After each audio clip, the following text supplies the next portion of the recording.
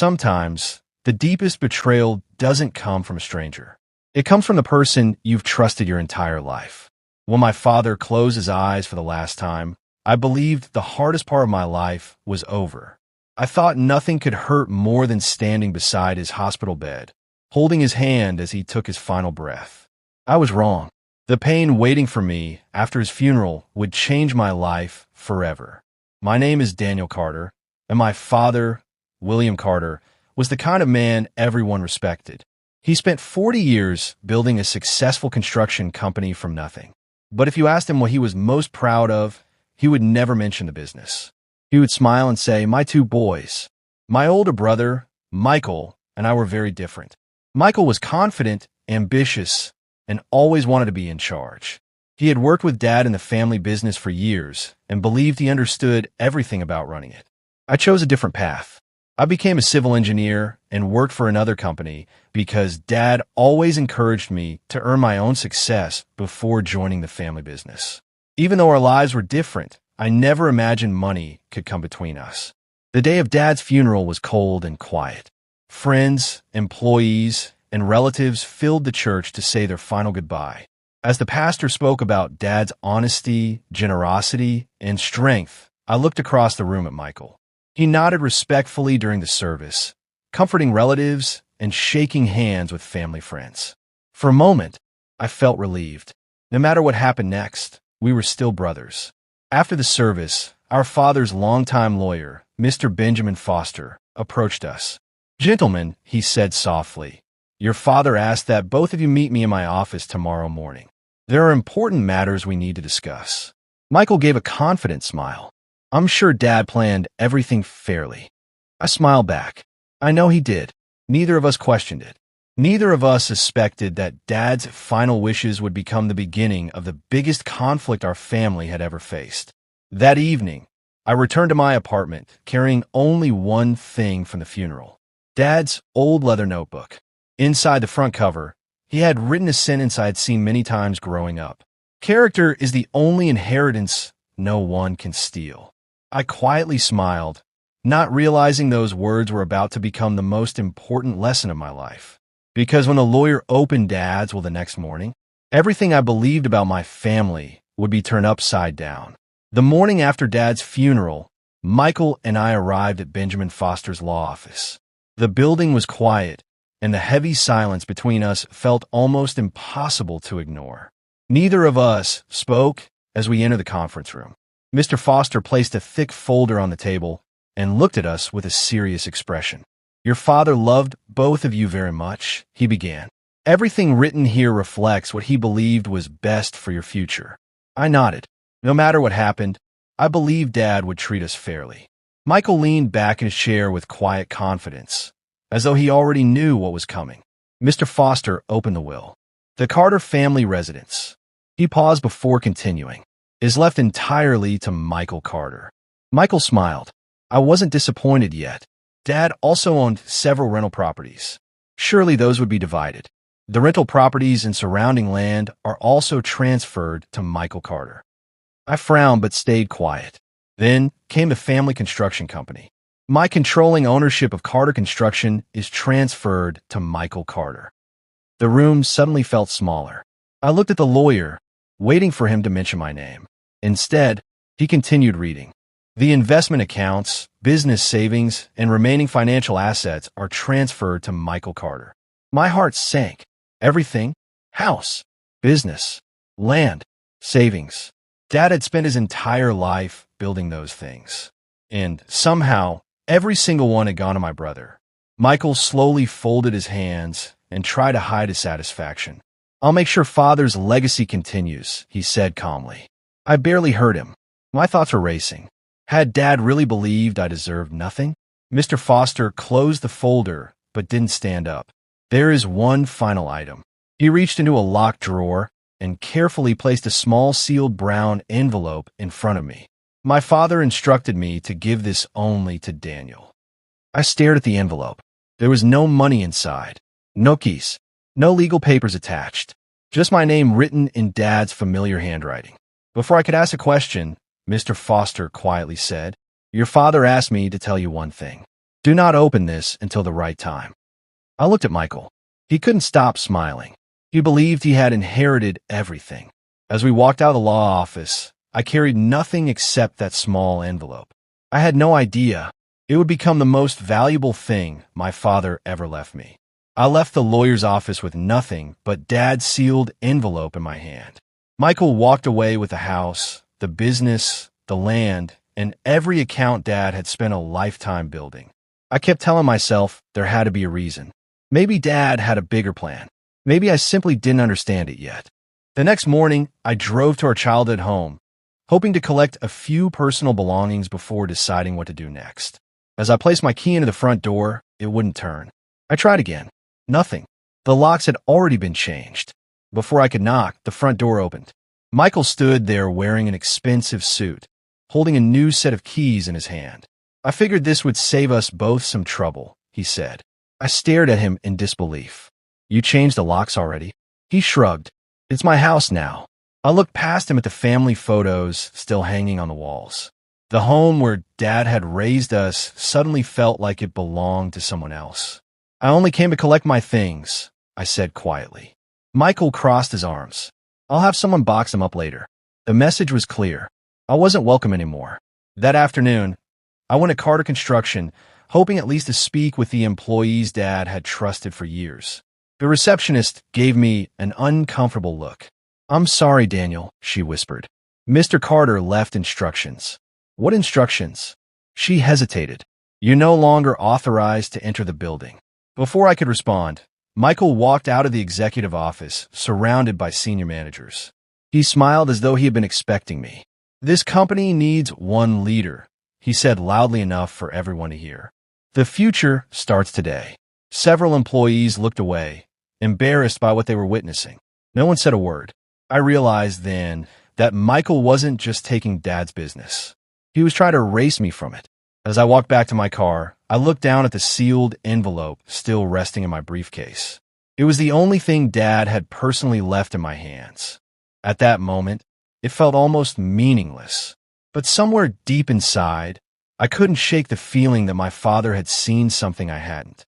And whatever was inside that envelope would eventually change everything. Driving away from my father's house was one of the hardest moments of my life. In the rearview mirror, I watched the home where Michael and I had grown up slowly disappear from sight. It no longer felt like home. For several days, I lived out of 2 suitcases while searching for a place I could afford. Eventually, I rented a small 1-bedroom apartment on the edge of the city. It wasn't luxurious. The walls were plain, the furniture was old, and the kitchen was barely big enough for one person. But it was mine. On my first night there, I placed Dad's leather notebook and the sealed envelope on a small wooden table beside my bed. More than once, I thought about opening the envelope, but I remembered Mr. Foster's words. Do not open this until the right time. If Dad had trusted me to wait, then I would wait. The following week, I updated my resume and started applying for engineering positions. It wasn't easy. Everyone in town knew Carter Construction belonged to Michael now, and many assumed I had simply walked away from the family business. I never corrected them. I refused to waste my energy explaining my story. A few days later, a respected engineering firm invited me for an interview. The hiring manager looked over my experience and smiled. We've heard good things about your work. For the first time in weeks, I felt a small spark of hope. 2 days later, I accepted the job. The salary wasn't extraordinary, but it was honest. Every dollar I earned belonged to me. Friends encouraged me to sue Michael and challenge the inheritance. You deserve your share, they insisted. Maybe they were right. But every time I thought about revenge, I remembered something Dad used to tell me. Never let someone else's greed steal your peace. So I chose a different path. I focused on my work. I rebuilt my routine. Little by little, the anger that had consumed me began to fade. I still didn't understand why Dad had left me with almost nothing. But deep inside, I believed he had never stopped believing in me. And every night before going to bed, my eyes drifted toward the sealed envelope resting on the table. Sooner or later, the time Dad had been waiting for would finally arrive. 3 months passed. Life slowly settled into a new routine. My job was going well, my apartment finally felt like home, and little by little, I stopped wondering why everything had happened the way it did. But one Saturday morning, I received an unexpected phone call. It was Mr. Benjamin Foster. "Daniel," he said, "there are still a few boxes of your father's personal belongings in our storage room. He specifically asked that they be given to you." An hour later, I carried the dusty boxes into my apartment. Most of what I found brought back memories. Old family photographs, Dad's favorite coffee mug, his worn-out baseball glove, receipts from years ago. Every item reminded me of the man who had taught me honesty, hard work, and patience. As evening approached, I reached the bottom of the final box. There was the same sealed brown envelope I had carried with me ever since the reading of the will. I picked it up carefully. For months, I had honored Dad's instructions. Do not open this until the right time. For some reason, today felt different. With a deep breath, I slowly broke the seal. Inside were only two items. The first was a handwritten letter. The second was a folded legal document stamped with an official seal. My hands trembled as I unfolded Dad's letter. "My dear Daniel," it began, "if you're reading this, it means you chose patience instead of anger. That tells me I was right to trust you." I paused, already feeling tears in my eyes. The letter continued. "There are things your brother doesn't know. I made decisions that may seem unfair today, but I had reasons you will soon understand. Whatever happens, never ignore the legal document enclosed with this letter. It will protect what truly matters." I slowly looked at the second document. It carried my father's signature. It also contained the signatures of two witnesses and a notary public. I didn't fully understand what it meant, but I knew one thing. Dad had planned this long before he passed away. The next morning, I placed the document inside my briefcase and headed straight to Benjamin Foster's office. As soon as he saw it, his expression changed. He looked up at me and quietly said, "Daniel, this document changes everything." And in that moment, I realized my father had left me far more than a simple envelope. He had left me the truth. I stared at Mr. Benjamin Foster, trying to understand what he had just said. "This document changes everything." He carefully unfolded the legal papers and adjusted his glasses. "Daniel, your father planned this years before he became sick." My heart began to race. "What exactly is it?" Mr. Foster slid the document across the desk. "This is a private ownership agreement that was legally registered long before your father's death." I looked down at the papers, but the legal language made little sense to me. He continued, "Your father transferred ownership of his most valuable investment into a separate family trust. It was never part of the estate we discussed during the reading of the will." I looked up in disbelief. "You mean Michael never inherited everything?" Mr. Foster slowly shook his head. "No." He opened another file and pointed to several financial records. "Your father knew wealth could test a person's character. He wanted to make sure his greatest legacy ended up in the hands of the child who valued people more than possessions." I could barely speak. "What was the asset?" Mr. Foster smiled for the first time. "The Carter Industrial Investment Trust." He explained that years earlier, my father had quietly invested in several growing engineering companies and commercial properties across the country. Those investments had increased in value every year. Today, they were worth even more than the family house, construction company, land, and bank accounts combined. I sat back in complete silence. Dad hadn't forgotten me. He had been protecting something, and he had been protecting me. Mr. Foster folded his hands. "Your father gave me very strict instructions. This document could only be revealed if you opened the envelope willingly and without trying to challenge the original inheritance." I remembered every conversation where friends had urged me to sue Michael. If I had listened to them, none of this would have happened. Before I could gather my thoughts, Mr. Foster's expression became serious again. "Daniel, there's something else you need to know." He leaned forward. "Your brother has no idea this trust exists." I slowly nodded. For the first time since Dad passed away, I felt hope replacing heartbreak. But neither of us knew that the truth wouldn't stay hidden for much longer. And when Michael discovered what our father had done, his world would begin to fall apart. A week after meeting with Mr. Foster, I returned to work believing my father's hidden trust would remain confidential. I was wrong. Somehow, word reached Michael that another legal document existed. That evening, my phone rang. His name flashed across the screen. For months, he hadn't called once. I answered. "What document did the lawyer show you?" he demanded. His voice was sharp, nothing like the confident man who had walked out of the inheritance meeting believing he had won. "I don't know what you're talking about," I replied calmly. "Don't play games with me, Daniel." Before I could answer, he ended the call. The next morning, Michael stormed into Benjamin Foster's office demanding answers. But Mr. Foster remained calm. "I'm legally bound to honor your father's instructions," he said. "I cannot discuss confidential documents that do not belong to you." For the first time, Michael realized there were parts of Dad's plan he had never known. His confidence quickly turned into panic. Desperate to protect everything he believed was his, Michael hired a team of expensive lawyers to challenge the newly discovered trust. But the more they examined the estate records, the more uncomfortable they became. One attorney looked up from a stack of documents. "Mr. Carter, these financial records don't match." Another pointed to several signed forms. "There are also important disclosures missing from the original inheritance paperwork." Michael's face lost its color. Years earlier, while helping Dad organize business records, Michael had quietly left out documents related to the investment trust because he believed they were no longer important. By hiding those records, he had unknowingly created serious legal problems for himself. Now every decision was being questioned. Every signature was being reviewed. Every financial transfer was under a microscope. Later that afternoon, Mr. Foster called me. "The legal review has officially begun," he said. "You don't need to do anything. Just let the truth speak for itself." As I ended the call, I remembered something Dad often told me. A lie can run for a while, but the truth never gets tired. Across town, Michael sat alone in his office, surrounded by lawyers and stacks of legal files.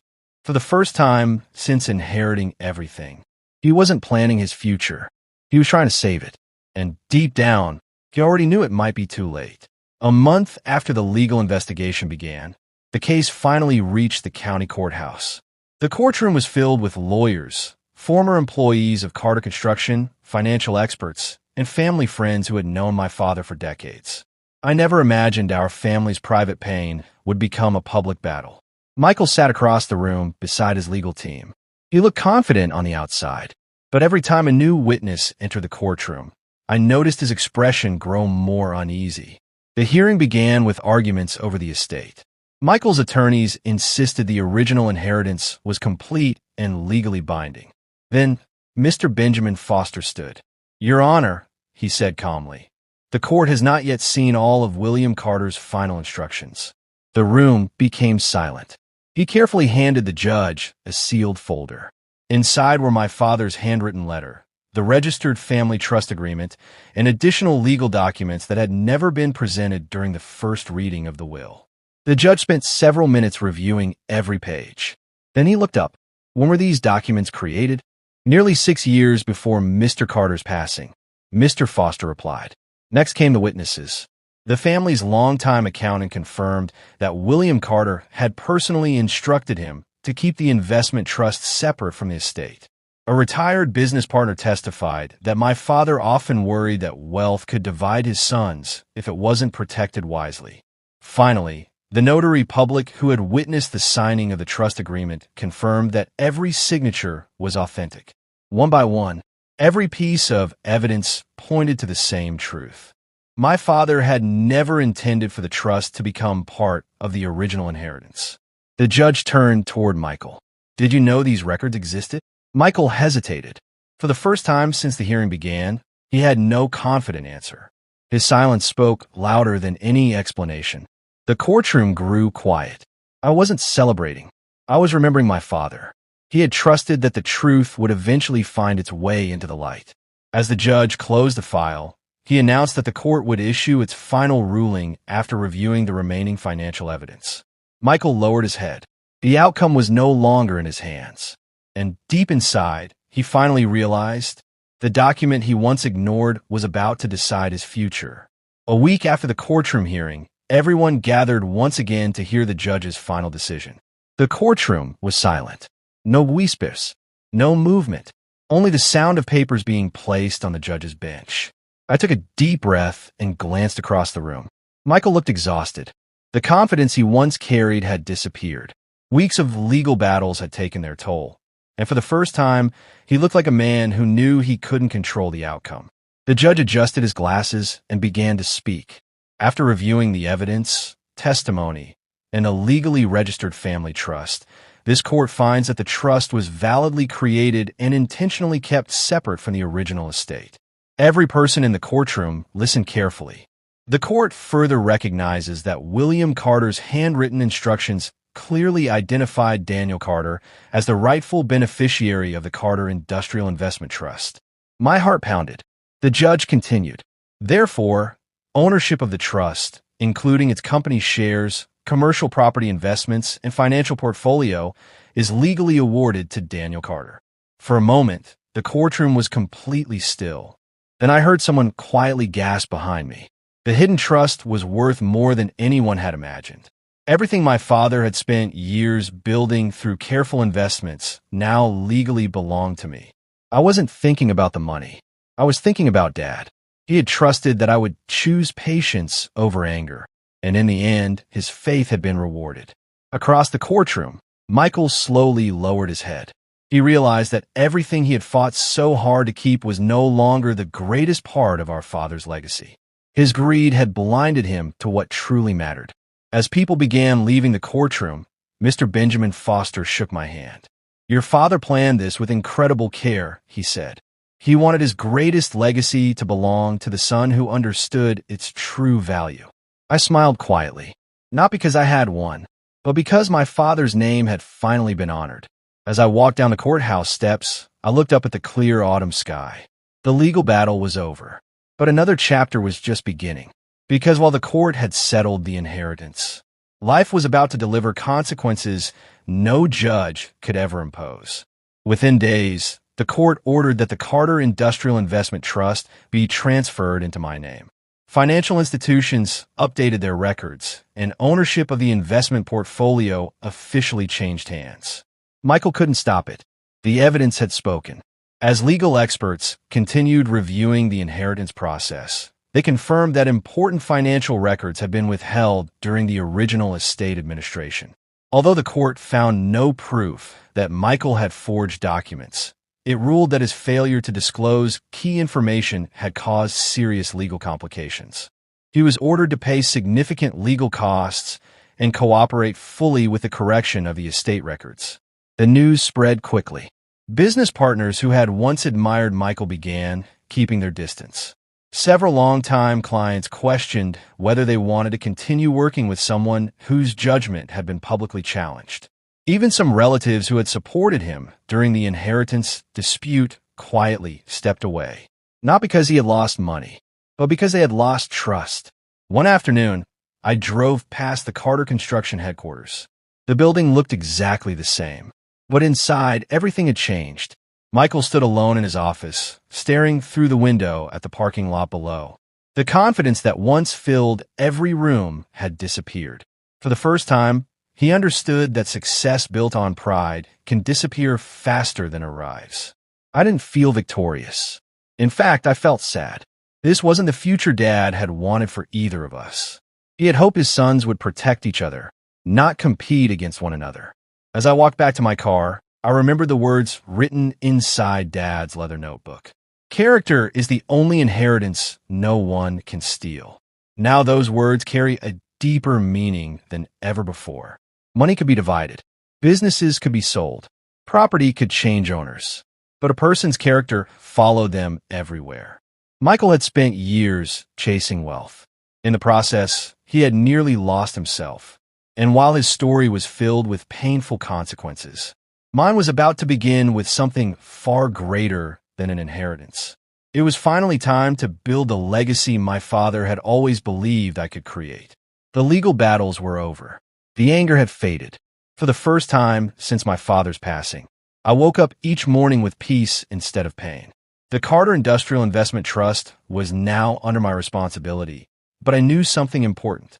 Dad hadn't worked his entire life just so I could become wealthy. He wanted me to become a good steward of what he had built. Instead of chasing luxury, I invested in people. I expanded the engineering companies Dad had quietly believed in for years. New projects created jobs for skilled workers and opportunities for young graduates looking for their first chance. Watching families earn an honest living brought me more satisfaction than any number in a bank account ever could. I also reopened the scholarship program Dad had started years earlier, but had quietly ended during difficult financial times. Every year, students with big dreams but limited resources receive support to continue their education. I could almost hear Dad saying, "Success means little if you don't lift others with you." Even within our family, I chose compassion over resentment. Some relatives who had stayed silent during the inheritance battle reached out to apologize. I welcomed them back without bitterness. Holding on to anger would only keep old wounds alive. One afternoon, I walked through the original Carter Construction headquarters. Many of the employees recognized me. Several smiled. Others shook my hand. One older supervisor stopped me before I reached the door. "Your father would be proud of you," he said. Those words meant more than any courtroom victory. That evening, I returned home and opened Dad's old leather notebook one last time. The familiar sentence was still written inside the front cover. Character is the only inheritance no one can steal. Now I finally understood. Dad's greatest gift had never been the trust. It wasn't the investments. It wasn't the business. His greatest gift was teaching me that wealth without integrity is empty. As I closed the notebook, I looked toward the future with gratitude. The family legacy had been restored, but one final chapter remained. A meeting neither my brother nor I ever expected would bring our story to its true ending. 5 years passed. Time had a way of healing wounds that once seemed impossible to overcome. The Carter companies continued to grow, creating opportunities for hundreds of families. The scholarship program expanded each year, helping young people chase dreams they once thought were out of reach. Every decision I made carried one simple question: what would Dad have done? One quiet autumn afternoon, I visited Dad's favorite park. The trees were covered in golden leaves, just as they had been the day we buried him. As I walked along the familiar path, I heard someone call my name. "Daniel." I turned around. It was Michael. He looked older than I remembered. The expensive suits were gone, replaced by simple clothes. The pride that once filled his eyes had disappeared. For a moment, neither of us spoke.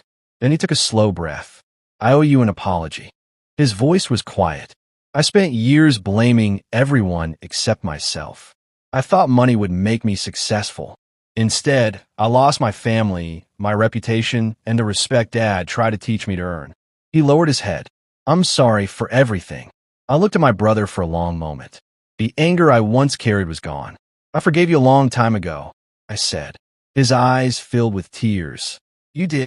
I smiled. Holding on to bitterness would only keep Dad's lesson unfinished. For the first time in years, we stood together not as enemies fighting over an inheritance, but as two brothers who had finally learned what our father had been trying to teach us all along. As the sun began to set, I reached into my briefcase and pulled out Dad's old leather notebook. The pages had faded with time, but one sentence remained as clear as ever. Character is the only inheritance no one can steal. I closed the notebook and looked toward the horizon. Dad never wanted to leave me the biggest fortune. He wanted to leave me the strength to build one with honesty. Money can disappear. Businesses can fail. Property can change owners. But integrity, compassion, and wisdom become a legacy that lives through every life we touch. And that's what Dad had really left behind. If this story reminds you that honesty is always worth more than greed, share it with someone you care about. You never know whose life might change because of one lesson passed from one generation to the next.